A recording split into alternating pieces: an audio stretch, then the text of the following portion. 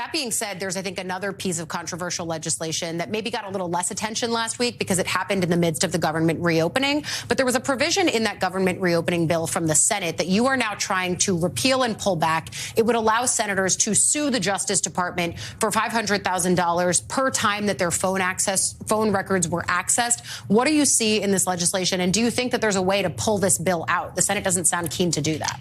So I call it the Payola Act. It is corruption sort of masked up as legislation. The minute we saw it, the only place that bill came after the Senate was to the Rules Committee. I sit on the Rules Committee.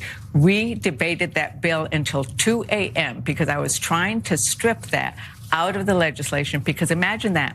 They were unwilling to give tax credits to a father of 5 who's trying to get care for his son, you know, a couple of $1,000s, but they gave themselves millions. 8 senators gave themselves millions. That goes directly to their pockets. So I tried to take it out as an amendment. All 9 Republicans voted it down. There was 1 Republican who voted against the bill because he recognized the corruption. Greg Steube of Florida. Yes, Steube of Florida. They have now, Republicans have introduced a bill to strip it. I've introduced a bill to strip it. My bill is better. And that's because their bill does not address what happens between now and then.